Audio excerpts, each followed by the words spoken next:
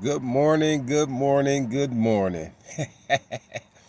Welcome to a special Tuesday edition, a Tuesday morning quarterback, y'all. As y'all know, I came on here yesterday singing my song, my chant, we ready, we ready, we ready. Yeah, we was ready. Get our ass kicked. That was the only thing that we was ready for, man. And as you can see, before I get on with my little Tuesday morning quarterback, man, I lost the bet. So I had to wear a Dallas shirt, but I refused to wear a Dallas Cowboys shirt. So I chose the next best thing. I took a Luka Doncic Dallas Maverick jersey. So that's the best that they gonna get out of me. But you know, I honor my bets. I lost, so I'm gonna wear the Dallas memorabilia. But getting on to the video for the day, I just want to say that I do not have no problem with going back and forth with any fan, Cowboy fan, this or that, because that's what rivalries is all about. You win some, you lose some. When your team win, you come on here and you talk shit. When your team lose, you know what I mean, you got to eat some pie and you just got to sit back and shut the fuck up until you know you win a game. So it's like right now, I really got to shut up, but I'm not going to shut up because of all the people that I talked to yesterday, I had about 32 messages in my inbox, which, you know, I'm cool. I'm open to all that. You know, Cowboy fans talking shit, I'm talking shit back. But this one fan, man, I'm going to put him on blast, man, because this one fan is irking me to death. Al Hardy. I'm going to let you know, Al, I'm putting you out there on blast. This motherfucker ain't no Eagle fan. He ain't no Cowboy fan. He a Bronco fan.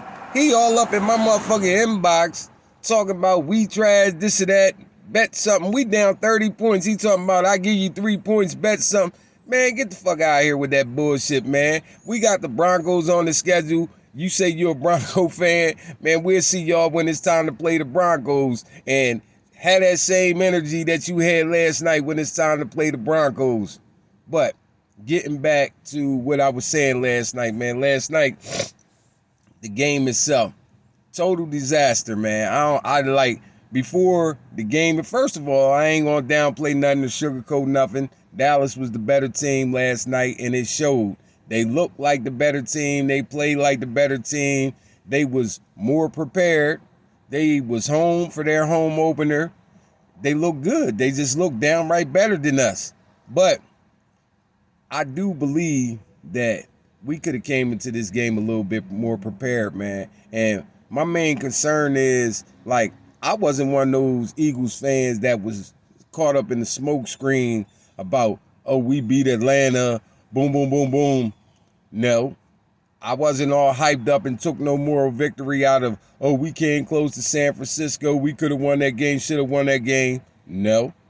And last night, it just proved everything that I already had in my head, man. It's three things that concerns me about this team this year. And the number one concern, and I said this to somebody that I was talking to, I told him, the head coach, man, his play calling, man, it sucks, man. I don't understand what his game plan is. I like Nick Sirianni. I like the energy that he brings to the team. But to me, I feel like it's a bit high schoolish, collegey, like his dog mentality, let's go and this and that, you know, man, that shit is for the birds, man. That shit work on kids, man. That shit don't work on motherfuckers that's getting paid millions and millions of dollars, man. And then on top of that, man, you not playing to your team's strengths, man. You ran 3 running plays yesterday, the whole fucking game, man. How the hell do you play an NFL game and run 3 running plays the whole game? Like, I do not get that. To me, that's a disaster, and it's a recipe to make your quarterback look inept and not ready or prepared. But we'll get to the quarterback later. My second thing that I want to get on to is the defensive coordinator, man. Defense was too motherfucking vanilla, man. It's like they came out, set up in their motherfucking defense, and that was that, man. Dak looked like he was orchestrating the orchestra out of there because He came to the line. He saw what we was in, recognized when we was in zone. He audible to the play for the zone. When we was in man, he knew who the hot reads was. He checked down from our pass plays to run plays. They was gashing us for yard, this, that. Zach looked elite out there. And I'm just keeping it a bean.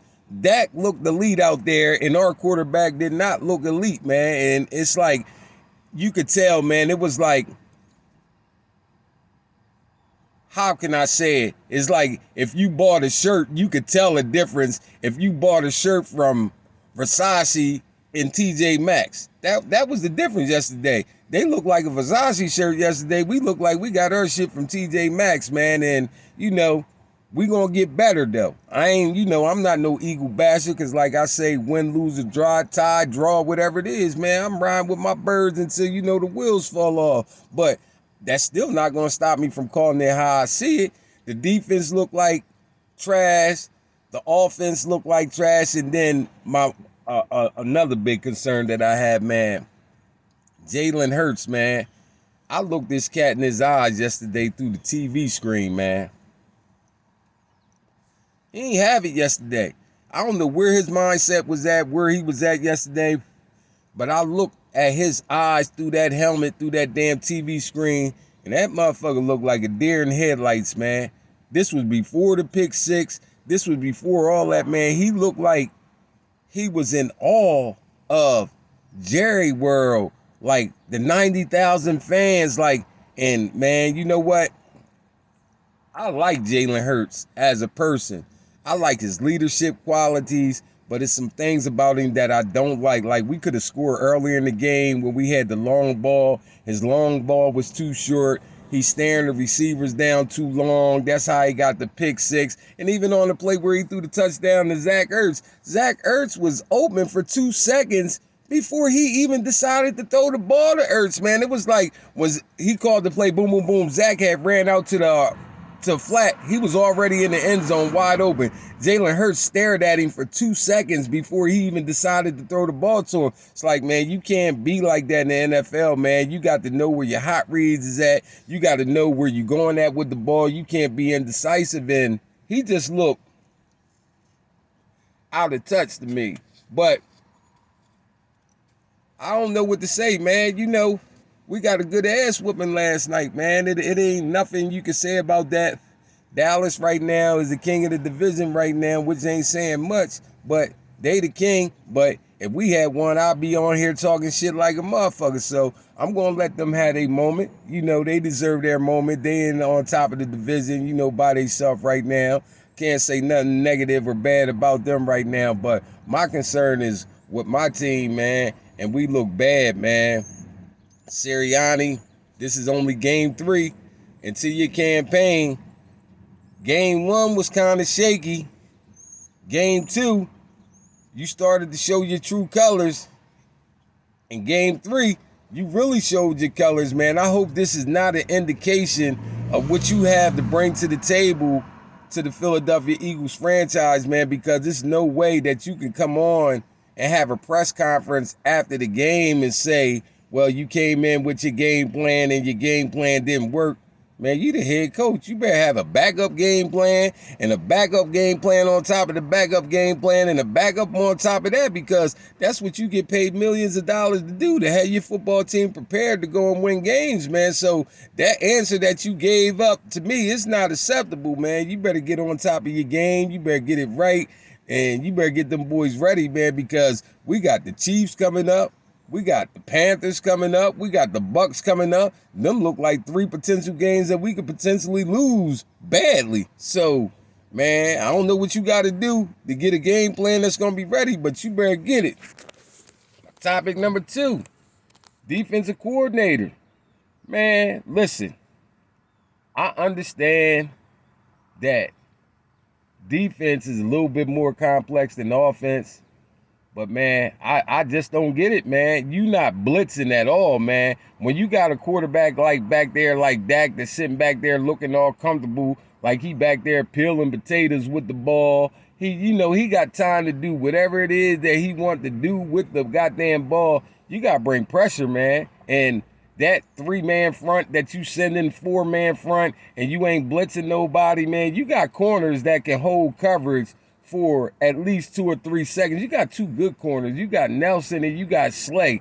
You can send some blitzes, man, because I got faith and belief that our corners can hold coverage for that long in case the blitz don't get there. They can cover, man. It's like, man, you got to change up something because everything is vanilla, man. You ain't doing no pre-snap disguises, looking like you blitz and backing out in coverage, or looking like you ain't going to blitz and then blitz, man. You got to do something, man, because teams are just coming up to the line. They recognizing what we in, and they audibling and doing whatever the hell they want to do to it. If you want to be technical about it, Atlanta did it in the first game, but you made an adjustment the first game. After that, San Francisco, they figured your bullshit out in the second half. That's why they rolled on us in the second half and bust our ass. And then Dallas just was on your bullshit from the gate. And they just came out and they just fucked us up from the goddamn door. But, you know, it is what it is, man. That's why it's a football season. It's a long season. That's only game 3. We got more games to go to try to get this right. And the last thing that I'm going to touch base on before I end this video is Jalen Hurts. Man, I love you, man. I love you as a person. I love you as a quarterback because you the leader of our team, man. But, and I'm just being honest, I don't think that you got what it takes to lead the Philadelphia Eagles football franchise. That's just me. I like you, but I've never been a great, gigantic, huge fan of Jalen Hurts. I want you to succeed, but I just don't think that you got it in you. And I'm not basing this just off of one game. I'm basing this off of the body of work that you produced from the last 4 games of last season, the first 3 games of this season. I'm used to seeing quarterbacks like McNabb that even if they ain't the best, they going out there, they putting they all on the line. McNabb throwing that rock, he running a rock, he doing whatever it is that he got to do to get the win. Mike Vick, you know what I mean?